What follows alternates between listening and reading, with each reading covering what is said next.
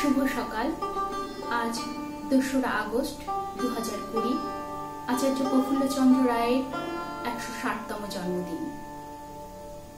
এই উপলক্ষে আচার্য প্রফুল্লচন্দ্র গবেষণা পরিষদ এবং শিকড়ের সন্ধানের যৌথ উদ্যোগে আয়োজন করা হচ্ছে একটি অনুষ্ঠান, স্মরণে আচার্যদেব।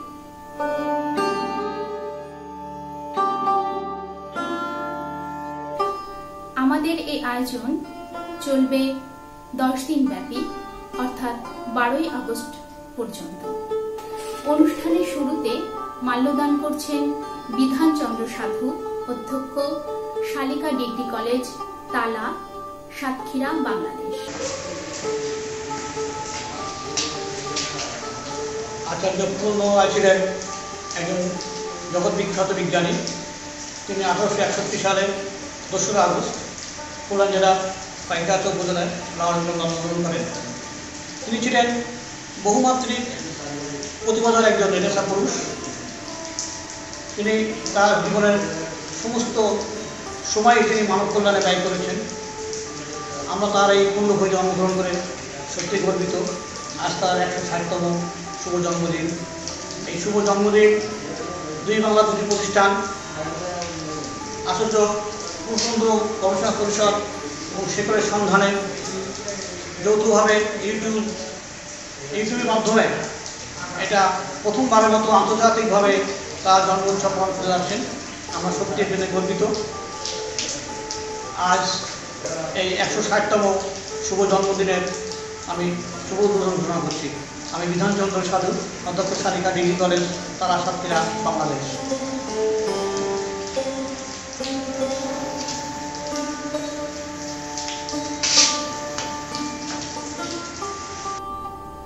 এবার মাল্যদান করছেন রিপন কুমার মণ্ডল, ঢাকা বিশ্ববিদ্যালয়ের MA বিভাগের ছাত্র, বাংলাদেশ।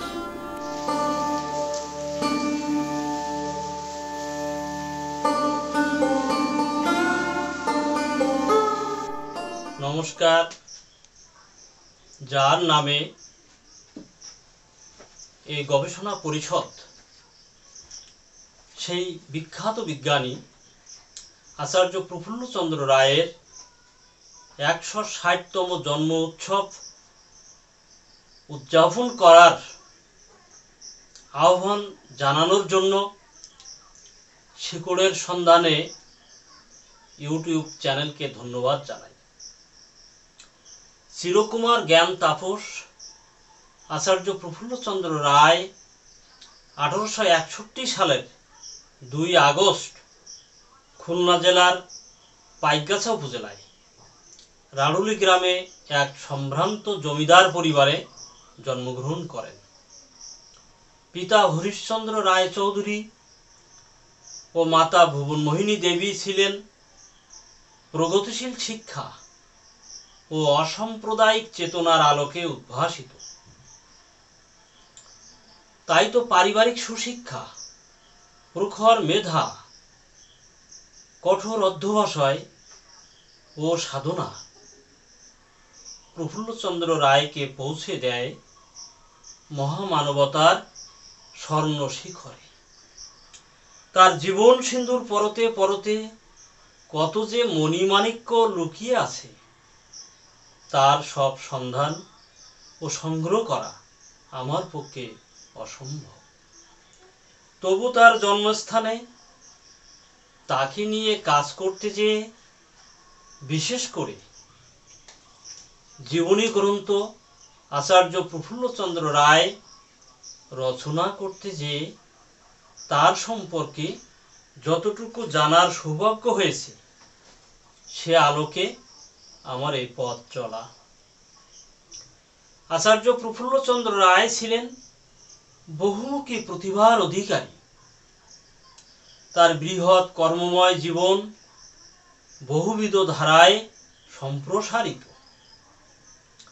তিনি ছিলেন মহান দেশপ্রেমিক। দেশবাসীর কল্যাণ ও দেশের উন্নয়ন চিন্তাই ছিল তার চেতনার কেন্দ্রবিন্দু।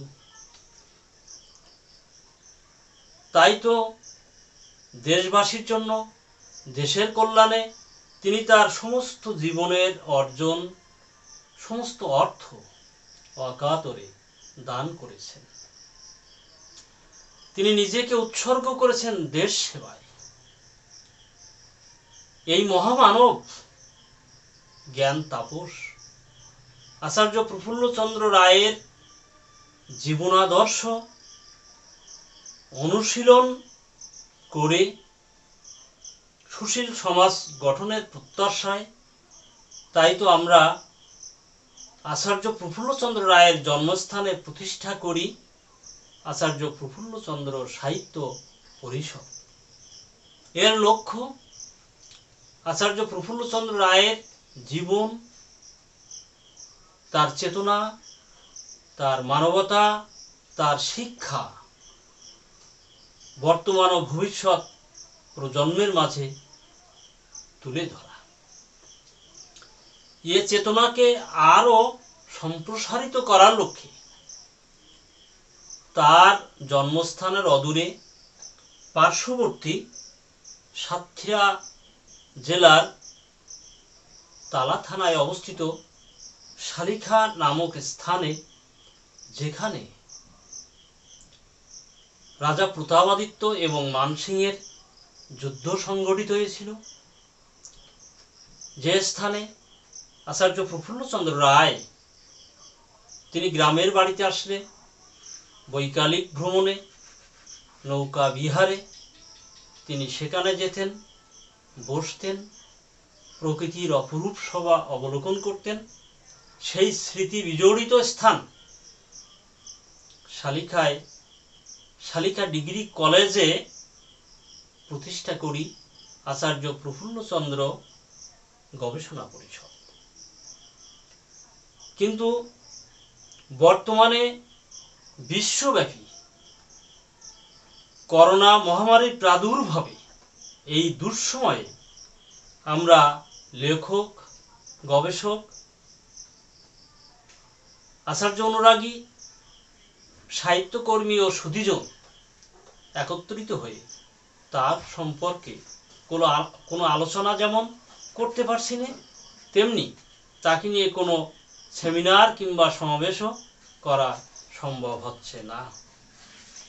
তবু এই দুঃসময়ে গৃহবন্দী জীবনে থেকেও আচার্য প্রফুল্লচন্দ্র রায়ের 160তম জন্মোৎসব আন্তর্জাতিকভাবে পালন করার আহ্বান জানায় শিকড়ের সন্ধানে ইউটিউব চ্যানেল। আমি এই আহ্বানকে সৌভাগ্য মনে করি।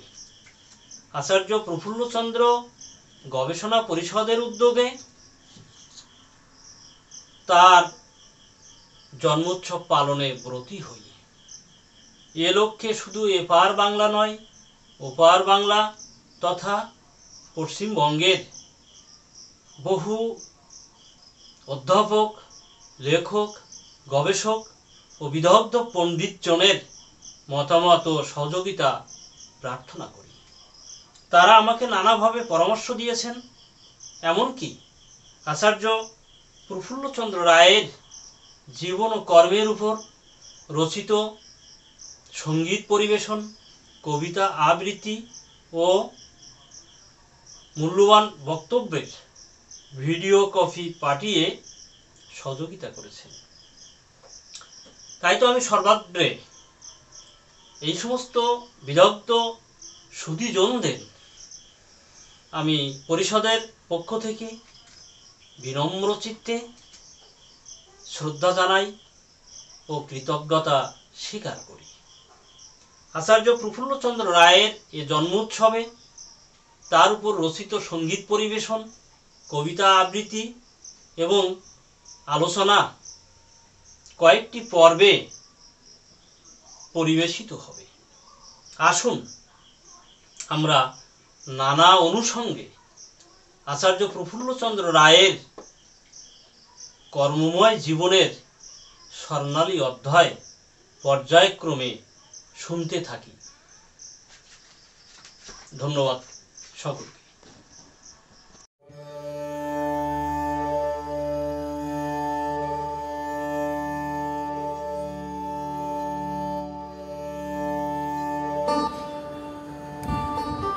নমস্কার। আচার্য প্রফুল্লচন্দ্র রায় বন্দনা গীতি, কথা শ্রী রঞ্জিত কুমার মণ্ডল, সুর ও কণ্ঠ শ্রী শৈবাল মজুমদার।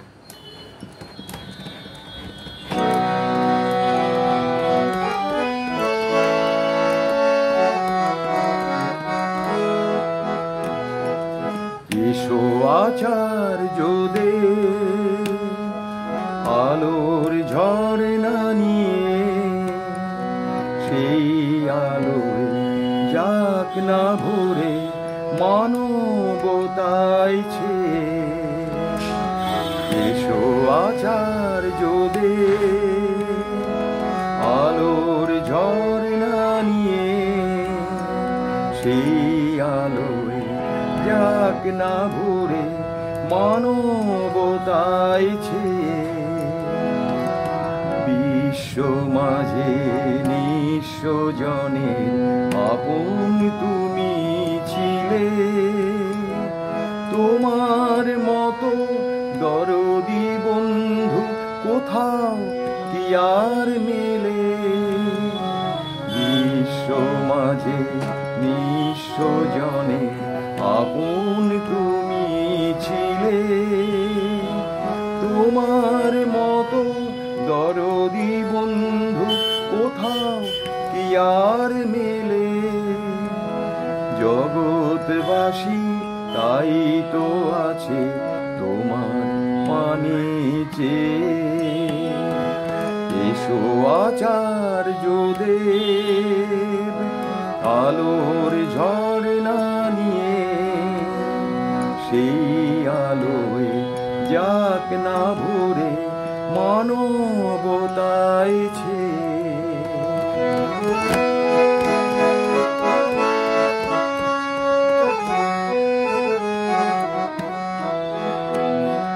তোমার কর্ম মানব ধর্ম, মানবতায় সিক্ত প্রাণ, তরুণ প্রাণে জোয়ার আনে অশেষ অবদান। তোমার কর্ম মানব ধর্ম, মানবতায় সিক্ত প্রাণ, তরুণ প্রাণে জোয়ার আনে অশেষ অবদান। তাই তো তুমি এসো আবার স্বর্গ সুধা পিয়ে, অভাগাদে গড়তে ভাগ্য মহাসিন্ধু পাড়ি দিয়ে। এসো আচার্যদের আলোর ঝর্ণা নিয়ে, সেই আলোয় যাক না ভরে মানবতাইছে।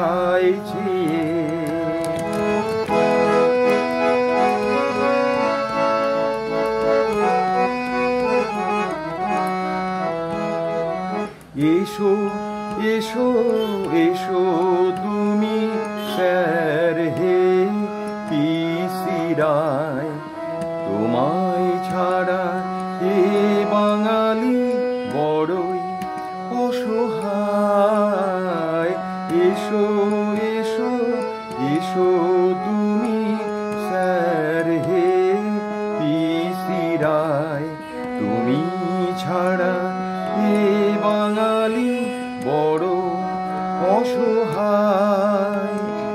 তুমি এলে ওগো জ্ঞানী শান্তি সঞ্চারিয়ে, বরণ করে নেব তোমায় ভক্তি অর্ঘ্য দিয়ে। এসো আচার্যদের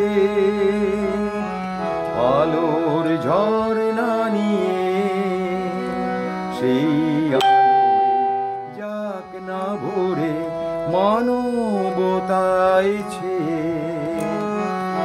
এসো আচার্যদের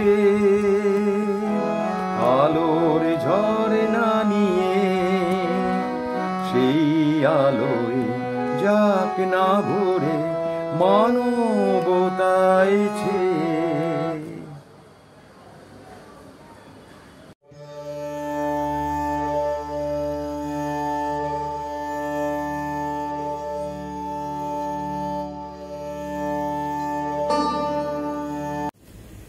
শিকড়ের সন্ধানে ইউটিউব চ্যানেল এবং আচার্য প্রফুল্লচন্দ্র গবেষণা সংসদ দুই বাংলায় এই দুই প্রতিষ্ঠানের যৌথ উদ্যোগে আচার্য প্রফুল্লচন্দ্র রায় এর জন্মদিন উপলক্ষে আলোচনা অনুষ্ঠান।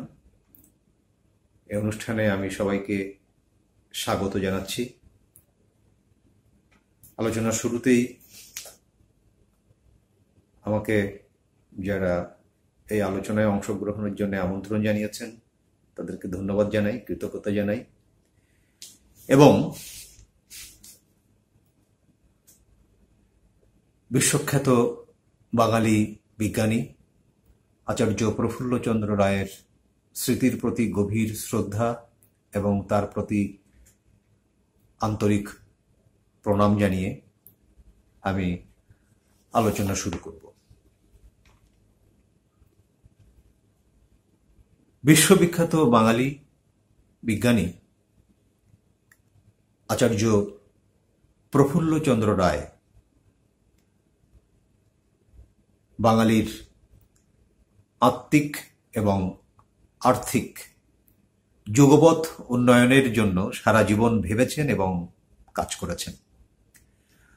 প্রফুল্লচন্দ্রের জীবৎকালে তৎকালীন পরাধীন ভারতবর্ষে ব্রিটিশের নানামাত্রিক শাসন শোষণের মধ্যে থেকে কিভাবে অসচ্ছল অর্থনৈতিকভাবে পর্যুদস্ত বাঙালি ব্যবসা বাণিজ্যের মাধ্যমে তার আর্থিক উন্নয়ন ঘটিয়ে জীবনযাপন করতে পারে তার জন্য তিনি অভিভাবকের মতো উপদেশ দিয়েছেন, অনুরোধ করেছেন। বিভিন্ন সময় বক্তৃতায় এবং লেখালেখির মধ্য দিয়ে তিনি ব্যবসা বাণিজ্যের প্রতি মনোযোগী হতে পরামর্শ দিয়েছেন। তিনি বারবার আহ্বান করেছেন শুধুমাত্র চাকরির পিছনে না ঘুরে বঙ্গ সন্তানদের তিনি ব্যবসা বাণিজ্যের দিকেও দৃষ্টি দিতে বলেছেন।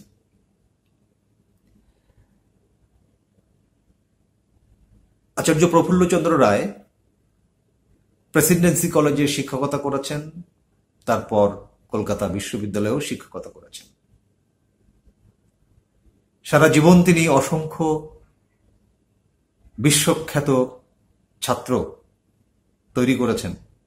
এর পাশাপাশি তিনি গড়ে তুলেছিলেন বেঙ্গল কেমিক্যালের মতো বিশাল শিল্প প্রতিষ্ঠান। আচার্য প্রফুল্লচন্দ্র রায় তার সমকালে অর্থাৎ তিনি জীবৎকালে সবসময় ভেবেছেন বাঙালি লেখাপড়া শিখবে, জ্ঞান অর্জন করবে, কিন্তু এর মাধ্যমে তার চিত্তের এবং বৃত্তের উভয় উন্নতি তারা ঘটাবে। তিনি নিজে কখনো বিত্তবান হতে চাননি বা সে পথে হাঁটেননি, কিন্তু সারা জীবন অত্যন্ত সহজ সরল জীবনযাপন করেছেন। যা আয় করেছেন তার অধিকাংশই তিনি অন্যের কল্যাণে দান করেছেন, নিজের জন্য খরচ করেছেন খুবই সামান্য। এটি তার জীবনের একটি বা তার জীবনযাপনের একটি অন্যতম বৈশিষ্ট্য ছিল। ফলে তিনি চেয়েছেন যে লেখাপড়া শিখে বঙ্গ সন্তানরা শুধু চাকরি প্রার্থী হয়ে দাঁড়ে দাঁড়ে ঘুরে বেড়াক, এটি তিনি কখনোই চাননি। সমগ্র ভারতবর্ষে বঙ্গের বাইরে, বিশেষ করে এই বঙ্গপ্রদেশের বাইরে, সমস্ত ভারতবর্ষের অন্য প্রদেশগুলোতে তিনি নাম ধরে ধরে দেখিয়েছেন যেসব শিল্পোদ্যোক্তারা তারা কলেজে বা বিশ্ববিদ্যালয়ে উচ্চতর ডিগ্রি না নিয়ে তারা প্রচুর বিত্তের মালিক হয়েছেন, কলকারখানা প্রতিষ্ঠা করেছেন, শিল্প কারখানা নির্মাণ করেছেন, সেখানে সেই অঞ্চলের হাজার হাজার তরুণ সেখানে চাকরি করেছেন। ফলে লেখাপড়া শিখে ডিগ্রি অর্জন করে শুধু চাকরিই করতে হবে এই তত্ত্বে তিনি কখনোই বিশ্বাসী ছিলেন না। এই জন্যে কলকাতার রামমোহন হলে এক বক্তৃতায় তিনি বলেছিলেন, ডিগ্রির মোহ আমাদের পাইয়া বসিয়াছে, জ্ঞান অর্জন হইতেছে না, ডিগ্রি অর্জিত হইতেছে। ফাঁকি দিয়া পাশ করাই এখনকার ছেলেদের উদ্দেশ্য। এই জন্যই আমি বলি, degree is only a clock to hide one's ignorance, অর্থাৎ ডিগ্রি অজ্ঞতা অর্জন বা অজ্ঞতা ঢাকিবার আবরণ মাত্র। 1341 সালে গৃহস্থ মঙ্গল পত্রিকায় মধ্যবিত্ত বাঙালির বেকার সমস্যা এই শিরোনামে তিনি একটি প্রবন্ধ লিখেছিলেন, অসাধারণ একটি প্রবন্ধ। সেই প্রবন্ধের একটি অংশে তিনি বলেছিলেন, গত 25-30 বছর ধরিয়া আমি দেশের সর্বত্র চিৎকার করিয়া বলিয়া বেড়াইতেছি যে বর্তমান শিক্ষা পদ্ধতির অনুসরণ করিয়া বাঙালি জাতি অর্থনৈতিক হিসেবে আত্মহত্যা করিতে বসিয়াছে। সেই একই প্রবন্ধে তিনি আরো বলেছেন, তথাকথিত উচ্চশিক্ষা যে আমাদিগকে কোথায় লইয়া যাইতেছে আমরা আজও সে কথা চিন্তা করি না। যে উচ্চশিক্ষা দেশের বেকার সমস্যার সমাধানের উপায় নির্ণয় করিতে পারে না, অধিকন্তু দেশের সহস্র সহস্র শিক্ষিত বেকার সৃষ্টি করে, সেই শিক্ষা পদ্ধতির পরিবর্তন করা কি আমাদের পক্ষে প্রয়োজনীয় বলিয়া বিবেচিত হইবে না?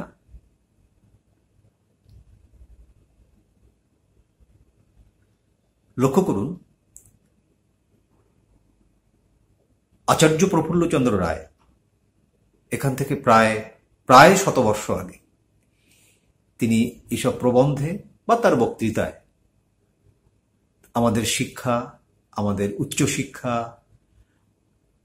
আমাদের সেই শিক্ষা আমাদের জীবনে কতটুকু প্রয়োজন, কতটুকু প্রয়োজনীয়তা উপলব্ধি করতে পারছে, সেই শিক্ষা আমাদের কতটা আমাদের কর্মজীবনে প্রভাব ফেলছে, উপযোগী হয়ে উঠছে, এ সম্পর্কে তিনি প্রশ্ন রেখেছেন। আজও এই 100 বর্ষ পরে সেটি সমানভাবে প্রাসঙ্গিক। একইভাবে সেই বিষয়গুলো আমরা উপলব্ধি করছি। আমরা আজকে ভাবছি যে আমাদের কর্মমুখী শিক্ষা প্রয়োজন, আমাদের বৃত্তিমূলক শিক্ষা প্রয়োজন, যে শিক্ষা আমাদের সন্তানদের কর্মের প্রতি নিবেদন করে দিতে পারে। বাঙালির ধ্বংসের কারণ, এরকম একটি প্রবন্ধে তিনি লিখেছিলেন, হায় বাঙালি, আজও তোমার চোখ ফুটিল না, এখনো তুমি বিশ্ববিদ্যালয়ের তকমার জন্য প্রলুব্ধ হইয়া ছুটিতেছ। অর্থাৎ তিনি আরো বলছেন যে চোখের উপর নিত্য দেখিতেছ একটি 30-40 টাকার চাকরির জন্য অনন্য 500 প্রার্থী, তাহার মধ্যে MA, BL, BT, এমনকি PhD আছে, তবুও তোমার মোহ কাটিল না। প্রিয় শ্রোতৃ মণ্ডলী, খেয়াল করুন, আজকে আমরা একটু আগে যে কথা বলছিলাম যে 100 বর্ষ আগে তিনি তার সময়ে দাঁড়িয়ে যে বক্তব্য রেখেছেন, আমাদের শিক্ষা, আমাদের কর্মমুখী শিক্ষা, অর্থাৎ শিক্ষার কর্মজীবনে উপযোগিতা, এসব বিষয়ে আজকে সেই বিষয়গুলো কতটা প্রাসঙ্গিক আমরা লক্ষ্য করি। আমাদের দেশে আজকে যে চাকরির জন্য একটি মাধ্যমিক পাস, SSC বা HSC পাশ করা প্রার্থীরা দরখাস্ত করবে, সেখানে আমরা লক্ষ্য করি হাজার হাজার MA পাস, অনার্স সহ MA পাস, PhD ডিগ্রিধারীরা দরখাস্ত করছে। অর্থাৎ প্রফুল্লচন্দ্র রায় সেই কথাটি কিন্তু 100 বছর আগে বলেছিলেন। ফলে এই বিষয়গুলোর দিকে দৃষ্টি দিলে আমরা দেখতে পাই তিনি কতটা দূরদৃষ্টি সম্পন্ন ছিলেন। তিনি সমকালের কথা বলেছেন, কিন্তু সেটি ভাবিকালেও কতটা সত্য আজকে এই সময়ে বসে আমরা সেটি প্রতি পরতে পরতে উপলব্ধি করতে পারছি, আমাদের সমাজের দিকে তাকিয়ে, আমাদের রাষ্ট্রের দিকে তাকিয়ে। অর্থাৎ আমরা বলছি যে তিনি যে মনোকষ্টে কথাগুলো বলেছিলেন, তার সেই মনোকষ্টের কথাগুলোই আজকে সত্যে পরিণত হয়েছে। ফলে আমাদের আজও আমরা দেখি আমাদের দেশে দেশে, বিশেষ করে আমাদের দেশে শিক্ষিত বেকারের সংখ্যা প্রতি বছর সেটি ধাপে ধাপে বেড়ে চলেছে। অথচ সেই শিক্ষিত যুবকরা চাকরির জন্যে তারা আজও ঘুরে বেড়াচ্ছে, কিন্তু নিজেরা কখনো ব্যবসা বাণিজ্য বা শিল্প উদ্যোক্তা হওয়ার ন্যূনতম চেষ্টা করছে না। আমরা মনে করি আচার্য প্রফুল্লচন্দ্র রায় একজন আন্তর্জাতিক খ্যাতিসম্পন্ন বিজ্ঞানী, একজন আপাদমস্তক শিক্ষক। তিনি সারা জীবন শিক্ষা দিয়েছেন। তিনি চেয়েছেন বাঙালি শিক্ষিত হোক, শিক্ষা অর্জন করুক, কিন্তু চাকরির জন্য ঘুরে বেড়াবে। তিনি বারবার বলেছেন যে উকিল উকিল উকিল, ডাক্তার ডাক্তার, ইঞ্জিনিয়ার ইঞ্জিনিয়ার, অথবা ডেপুটিগিরি, এর পিছনেই ঘুরে মরছে আমাদের ছেলেমেয়েরা। আমরা আজও দেখছি আমাদের অভিভাবকরাও, অসংখ্য অভিভাবক শহরে এবং গ্রামে, তারা চান তাদের সন্তান এমএ পাশ করুক, বিশ্ববিদ্যালয়ে পড়ুক, কিন্তু সেই বিশ্ববিদ্যালয়ে পড়ে বা এমএ পাশ করে তার সেই অধীত বিদ্যা বা জ্ঞান কোথায় কাজে লাগাবে, কিভাবে কাজে লাগাবে, আদৌ কাজে লাগাবে কিনা, সে বিষয়গুলো কিন্তু তারা স্পষ্ট জানেন না। ফলে এই যে একটি ঔপনিবেশিক মনোবৃত্তি, এই জায়গা থেকে আমাদেরকে বেরিয়ে আসা দরকার। যে কথা পরাধীন ভারতবর্ষে বসে আচার্য প্রফুল্লচন্দ্র রায় আমাদের উদ্দেশ্যে বলেছিলেন। তিনি জানতেন ভারতবর্ষ একদিন স্বাধীন হবে, কিন্তু সেই স্বাধীন ভারতবর্ষে বিশেষ করে বাঙালি তার নিজের যে অঞ্চল, এই বৃহত্তর বঙ্গ, এই বঙ্গের জনগণ কিভাবে আত্মমর্যাদার সাথে স্বাধীন দেশে বসবাস করবে, তার আর্থিক উন্নয়নটা অত্যন্ত জরুরি। সেই জায়গায় তিনি কথা বলেছেন, ছাত্রদের উদ্দেশ্যে বলেছেন, জনগণের উদ্দেশ্যে বলেছেন, আজীবন বলেছেন। আমরা মনে করি আমাদের সেই আর্থিক উন্নয়নের জন্যে, আমাদের এই সমাজে মেরুদণ্ড সোজা করে আমাদের জীবন যাপনের জন্যে আমাদের জ্ঞান অর্জন করতে হবে, আমাদের আর্থিক উন্নয়নও করতে হবে। তা না হলে আমরা আজকের এই বিশ্বায়নের যুগে, এই বিশ্বব্যাপী যে একটি প্রতিযোগিতামূলক জীবন বা জীবনযাপন বা বিশ্ব ব্যবস্থা, এখানে টিকে থাকার জন্যে অবশ্যই আমাদের আচার্য প্রফুল্লচন্দ্র রায়ের সেই বক্তব্য বা তার বাণী, তার রচনা, তার লেখা আমাদের পড়তে হবে এবং আমাদের প্রতিদিনের জীবনযাপনে ধারণ করতে হবে। আমি আবারও বিশ্বখ্যাত এই বাঙালি বিজ্ঞানী আচার্য প্রফুল্লচন্দ্র রায়ের স্মৃতির প্রতি শ্রদ্ধা জানিয়ে, তার প্রতি প্রণাম জানিয়ে আমি আমার কথা শেষ করছি। আপনারা যারা শুনলেন তাদেরকেও ধন্যবাদ এবং কৃতজ্ঞতা জানাচ্ছি। ধন্যবাদ সবাইকে।